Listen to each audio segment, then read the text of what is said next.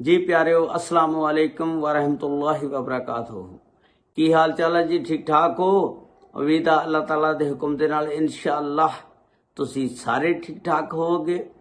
अल्लाह ताला सब ते रहमत फरमाए। अल्लाह ताला सब नू अपने हिफ्ज़ो ईमान च रखे। अज दे व्लॉग दे विच मैं तुहानू दसांगा पाकिस्तान दी मशहूर अदाकारा फिरदौस बेगम जदों फिल्मां दे विच चले गई, मशहूर हो गई, उन्हें फिर ये वाकयात सारे सुनाए और उस वाकयात नू अली सुफियान अफाकी ने अपनी किताब दे विच लिखिया। ते वो शुरू दे दिनां दे विच इब्तदाई दिन सी जदों हजे वो फिल्मां दे विच नहीं सी आई ते बाज़ारे हुसन दे विच नचदी हुंदी सी ते वो बाज़ारे हुसन दे विच तलाश करने वास्ते नवे चेहरिਆਂ नू फिल्मां दे प्रोड्यूसर हदायतकार आए और उन्होंने फिरदौस बेगम नू देखिया और पहली दफा जिस वेख्या उदों वो रिजेक्ट करके उत्थे चले गए। तो फिर अदाकारा फिरदौस ने किस तरह फिल्मां दे विच अपनी कामयाबियां दे झंडे गड्डे उसकी मुकम्मल तफसीलात अज दी इस वीडियो दे विच मैं तुहानू दसांगा। लो जी, जे चैनल ते नवे हैं तो चैनल नू सबसक्राइब, लाइक और शेयर जरूर कर देना। तुहाडीआं मुहब्बतां दा बड़ा शुक्रिया। अदाकारा फिरदौस अल्लाह ताला ने बड़ा उन्होंने हुसीन बनाया, बड़ा हुसन आ, बहुत खूबसूरत आ ते एक दुबली पतली जवानी दे दौर दे विच औरत ते जदों उहदे चढ़दी जवानी सी एवें स्मार्ट जिसम सी उहदा ते बहुत ही खूबसूरत हसीन और जमील सी ते उन्हें अपनी जिंदगी दे शुरू दे इब्तदाई दिन जिहड़े सी बड़े दुख और तकलीफां ना गुजारे। वो जिन्हां दे साईं तगड़े होण ना तां उन्हां दा अगे तरक्की करने वास्ते रास्ता वैसे ही साफ हो जाता, कोई मुश्किल नहीं हुंदा। ते शुरू दे विच बाज़ारे हुसन दे विच कोठे ते नचदी हुंदी सी ते ये सन 50 दी दहाई दा वाकया जदों एवर न्यूज़ स्टूडियो दे मालिक आगा जी और अली सुफियान अफाकी साहब और एक शायर और एक प्रोड्यूसर नूं लैके बाज़ारे हुसन दे विच नवे चेहरिਆਂ दी तलाश दे विच निकलदे ने और उत्थों जाके कोशिश करते ने कि कोई नवे चेहरे फिल्मां वास्ते लभ के ले आइए। बहुत सारियां अदाकारा ऐसियां ने जिहड़ियां बाज़ारे हुसन दे विचों आईयां ने ते ये लभण वास्ते बाज़ारे हुसन च चले जाते हैं। इन्होंने सारियां गलियां नूं छाण मारिया, इन्होंने कोई लड़की नज़र ना आई।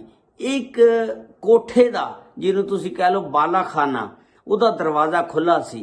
ये वेख के अली सुफियान अफाकी साहब एवर न्यूज़ स्टूडियो दे मालिक आगा जी एक शायर और प्रोड्यूसर उस कोठे दे अंदर चले जाते ने, जाके उत्थे वेखदे ने कि उत्थे गाहक भी कोई नहीं हैगा ते सिर्फ एक लड़की बैठी आ ते या जिहड़े तबला नवाज साज जाने वाले बंदे सी वो बैठे सी।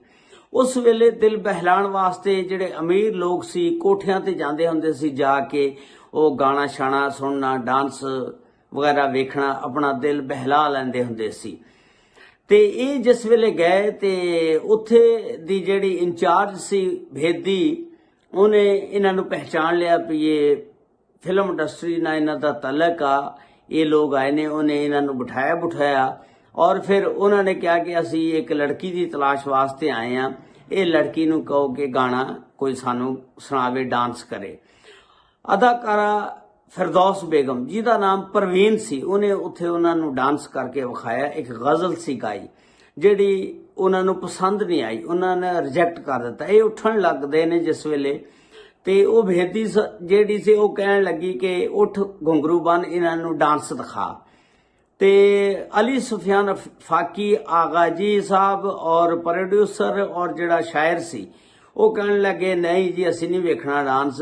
उन्होंने इनू परख लिया सी आगा जी साहब ने कि इहदे विच फिलहाल कोई गैट्स नहीं हैगे ते उन्हें उठन लग्या ने उन्होंने 25 रुपये उन्होंने दिते। उस दौर दे विच 50 दी दहाई दे विच यार 25 रुपये बड़ी दौलत सी, बड़ी उहदी कीमत सी ते वो दे के ते चले जाते ने। दूसरे दिन बाज़ारे हुसन दे विच बड़ा शोर मच जाता। वो जिहड़ी भी गल हुंदी तुहानूं पता अग दी तरह फैल जाती आ ਤੇ ਉਹਨਾਂ ਨੇ ਕਿਹਾ ਜੀ ਇੱਥੇ ਫਿਲਮਾਂ ਵਾਲੇ ਬੰਦੇ ਆਏ ਸੀ, ਫਿਲਮ ਇੰਡਸਟਰੀ ਵਾਲੇ, ਤੇ ਉਹ ਅਦਾਕਾਰਾ ਫਿਰਦੌਸ ਬੇਗਮ ਨੂੰ ਰਿਜੈਕਟ ਕਰ ਗਏ ਨੇ। ਹਾਲਾਂਕਿ ਅਦਾਕਾਰਾ ਫਿਰਦੌਸ ਬੇਗਮ ਕਹਿੰਦੀਆਂ ਹੁੰਦੀਆਂ ਸੀ ਕਿ ਮੈਂ ਇੱਕ ਬਹੁਤ ਬੜੀ ਅਦਾਕਾਰਾ ਬਣਾਂਗੀ, ਤੇ ਜਿਸ ਵੇਲੇ ਉਹ ਵਾਪਸ ਚਲੇ ਜਾਂਦੇ ਨੇ ਇਹ ਗੱਲ ਸਾਰੇ ਫੈਲ ਜਾਂਦੀ ਆ। ਅਦਾਕਾਰਾ ਫਿਰਦੌਸ ਬੇਗਮ ਦਾ ਦਿਲ ਟੁੱਟ ਜਾਂਦਾ, ਬਹੁਤ ਪਰੇਸ਼ਾਨ ਹੋ ਜਾਂਦੀਆਂ ਨੇ, ਔਰ ਉਹਨਾਂ ਨੇ ਆਪਣੇ ਆਪ ਦੀ ਬੜੀ ਇਨਸਲਟ ਮਹਿਸੂਸ ਕੀਤੀ, ਬੇਇੱਜ਼ਤੀ ਮਹਿਸੂਸ ਕੀਤੀ ਕਿ ਮੈਨੂੰ ਰਿਜੈਕਟ ਕਰਕੇ ਚਲੇ ਗਏ ਨੇ ਔਰ 25 ਰੁਪਏ ਦੇ ਕੇ ਚਲੇ ਗਏ ਨੇ। ਤੇ ਇਸ ਤਰ੍ਹਾਂ ਫਿਰ ਅਦਾਕਾਰਾ ਫਿਰਦੌਸ ਬੇਗਮ ਨੇ ਨਾ ਬਸ ਕੋਸ਼ਿਸ਼ ਸ਼ੁਰੂ ਕਰਤੀ, ਜਦੋਂ ਜਹਿਦ ਕਰਨੀ ਸ਼ੁਰੂ ਕਰਤੀ। ਉਹ ਜਿਸ ਵੇਲੇ ਬੰਦੇ ਨੂੰ ਚੈਲੰਜ ਕੋਈ ਸਮਝ ਕੇ ਬੰਦਾ ਕਰਦਾ ਨਾ, ਫਿਰ ਉਸ ਚੈਲੰਜ ਨੂੰ ਬੰਦਾ ਪੂਰਾ ਵੀ ਕਰ ਲੈਂਦਾ। ਬਸ ਫਿਰ ਅਦਾਕਾਰਾ ਫਿਰਦੌਸ ਬੇਗਮ ਨੇ ਚੰਗੀ ਮਿਹਨਤ ਕੀਤੀ, ਚੰਗਾ ਆਪਣੇ ਆਪ ਨੂੰ ਸੰਵਾਰਿਆ, ਔਰ ਫਿਰ ਇਸ ਤਰ੍ਹਾਂ ਫਿਲਮਾਂ ਦੇ ਵਿੱਚ ਫਿਰ ਇਨ ਹੋ ਗਈਆਂ। ਉਸ ਤੋਂ ਬਾਅਦ ਫਿਰ ਇਹਨੇ ਮਹਿਖਾਨਾ, ਮਲੰਗੀ, ਫਿਰ ਹੀਰ ਰਾਂਝਾ ਤੇ ਇਸ ਤਰ੍ਹਾਂ ਦੀਆਂ ਬੜੀਆਂ ਫਿਲਮਾਂ ਬਣਾਈਆਂ। ਬਸ ਫਿਰ ਇਹਨਾਂ ਨੇ ਆਪਣਾ ਚੰਗਾ ਫਿਲਮ ਇੰਡਸਟਰੀ ਦੇ ਵਿੱਚ ਨਾਮ ਬਣਾਇਆ। ਤੇ ਇਹ ਦੱਸਦੀਆਂ ਨੇ ਕਿ ਜਦੋਂ ਮੈਂ ਫਿਲਮ ਇੰਡਸਟਰੀ ਦੇ ਵਿੱਚ ਚਲੇ ਗਈ, ਅਲੀ ਸੁਫਿਆਨ ਅਫਾਕੀ ਸਾਹਿਬ ਨੂੰ ਕਹਿੰਦੀ ਹੁੰਦੀ ਸੀ ਕਿ ਅਲੀ ਸੁਫਿਆਨ ਅਫਾਕੀ ਸਾਹਿਬ ਤੁਸੀਂ ਇੱਕ ਸਟੋਰੀ ਲਿਖੋ ਮੇਰੀ ਜ਼ਿੰਦਗੀ ਦੇ ਉੱਤੇ। ਇਬਤਦਾਈ ਦਿਨਾਂ ਦੇ ਜਿਹੜੇ ਮੇਰੇ ਹਾਲਾਤ ਸੀ, ਉਸ ਤੋਂ ਬਾਅਦ ਮੇਰੇ ਹਾਲਾਤ ਵੀ ਠੀਕ ਹੋ ਗਏ। ਦੇਖ ਲਓ, ਮੈਂ ਅੱਛਾ ਕਮਾਨੀ ਆ, ਅੱਛਾ ਖਾਨੀ ਆ। ਤੇ ਉਹ ਦੱਸਦੇ ਨੇ ਕਿ ਇੱਕ ਐਸਾ ਫਿਲਮ ਪ੍ਰੋਡਿਊਸਰ ਵੀ ਗਿਆ ਸੀ ਜਿਹਨੇ ਮੈਨੂੰ ਤੇ ਧਤਕਾਰ ਦਿੱਤਾ ਸੀ, ਰਿਜੈਕਟ ਕਰ ਦਿੱਤਾ ਸੀ। ਫਿਰ ਮੈਂ ਜਦੋਂ ਆਪਣੇ ਅਰੂਜ ਤੇ ਆਈ, ਉਸ ਪ੍ਰੋਡਿਊਸਰ ਦੀ ਫਿਲਮ ਦੇ ਵਿੱਚ ਮੈਂ ਬਿਲਾ ਮੁਆਵਜ਼ਾ ਉਹਦੀ ਫਿਲਮ ਦੇ ਵਿੱਚ ਕੰਮ ਕੀਤਾ, ਔਰ ਉਹ ਬੰਦਾ ਉਹ ਫਿਲਮ ਬਣਾਉਣ ਵਾਸਤੇ ਤਿਆਰ ਨਹੀਂ ਸੀ ਹੈਗਾ, ਤੇ ਸਾਰੇ ਅਦਾਕਾਰ ਵੀ ਉਹਦੀ ਫਿਲਮ ਦੇ ਵਿੱਚ ਕੰਮ ਕਰਨੇ ਵਾਸਤੇ ਤਿਆਰ ਨਹੀਂ ਸੀ। ਮੈਂ ਉਸ ਪ੍ਰੋਡਿਊਸਰ ਨੂੰ ਹਲਾਸ਼ੇਰੀ ਦਿੱਤੀ ਔਰ ਉਹ ਫਿਲਮ ਫਿਰ ਬੜੀ ਕਾਮਯਾਬ ਹੋਈ। ਤੇ ਦੱਸਦੀ ਨੇ ਅਦਾਕਾਰਾ ਫਿਰਦੌਸ ਕਿ ਉਹ ਬੰਦਾ ਉਸ ਤੋਂ ਬਾਅਦ ਵਿੱਚ ਇੱਕ ਬੋਰੀ ਭਰ ਕੇ ਪੈਸਿਆਂ ਦੀ ਲੈ ਕੇ ਆਇਆ, ਤੇ ਮੈਂ ਉਹਨੂੰ ਉਹ ਪੈਸੇ ਜਿਹੜੇ ਸਾਰੇ ਵਾਪਸ ਕਰਤੇ। ਉਹਨੇ ਕਿਹਾ ਮੇਰੇ ਉੱਤੇ ਹੁਣ ਅੱਲਾ ਦਾ ਬੜਾ ਸ਼ੁਕਰ ਆ, ਇਹ ਤੂੰ ਲੈ ਜਾ ਆਪਣੇ ਬੀਵੀ ਬੱਚਿਆਂ ਉੱਤੇ ਖਰਚ ਕਰ। ਇਸ ਤਰ੍ਹਾਂ ਕੋਈ ਇੱਕ ਹੋਰ ਫਿਰਦੌਸ ਬੇਗਮ ਜਿਹੜੀ ਆ ਕੋਈ ਭੁੱਖੀ ਨਾ ਮਰੇ, ਤੇ ਜਾ ਕੇ ਉਹਨਾਂ ਨੂੰ ਦੇ, ਕਿਸੇ ਗਰੀਬ ਗੁਰਬਾ 'ਚ ਤਕਸੀਮ ਕਰ।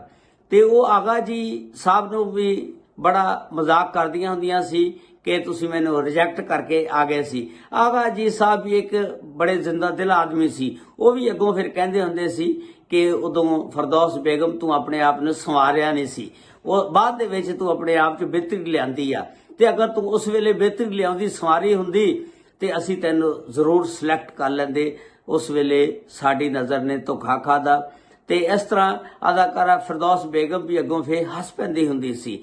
ਤੇ ਅਦਾਕਾਰਾ ਫਿਰਦੌਸ ਬੇਗਮ ਨੇ ਫਿਰ ਜਿਸ ਵੇਲੇ ਇਜਾਜ਼ ਨਾਲ ਸ਼ਾਦੀ ਕਰ ਲਈ, ਇਜਾਜ਼ ਸਾਹਿਬ ਫਿਰ ਉੱਥੇ ਬਾਹਰ 4 ਸਾਲ ਕੈਦ ਦੇ ਵਿੱਚ ਰਹੇ। ਫਿਰ ਇਹ ਨਸ਼ੇ ਦੀ ਆਦੀ ਹੋ ਗਈ। ਇਸ ਤਰ੍ਹਾਂ ਫਿਰ ਇਹਨੇ ਨਸ਼ਾ ਕਰਨਾ ਸ਼ੁਰੂ ਕਰ ਦਿੱਤਾ, ਔਰ ਇਸ ਤਰ੍ਹਾਂ ਫਿਰ ਆਖਰੀ ਦਿਨ ਜਿਹੜੇ ਨੇ ਆਪਣੇ ਜ਼ਿੰਦਗੀ ਦੇ ਨਸ਼ੇ ਦੀ ਹਾਲਤ ਦੇ ਵਿੱਚ ਗੁਜ਼ਾਰ ਦਿੱਤੇ, ਔਰ ਫਿਰ ਉਹ ਬਿਮਾਰ ਹੋ ਗਈਆਂ ਤੇ ਫਿਰ ਅੱਲਾਹ ਤਾਲਾ ਨੂੰ ਪਿਆਰੀਆਂ ਹੋ ਗਈਆਂ। ਇਹ ਜਿਹੜਾ ਅੱਜ ਦਾ ਵਲੌਗ ਸੀ, ਉਮੀਦ ਆ ਤੁਹਾਨੂੰ ਪਸੰਦ ਆਇਆ ਹੋਵੇਗਾ। अस्सलामु अलैकुम व रहमतुल्लाहि व बरकातुहू।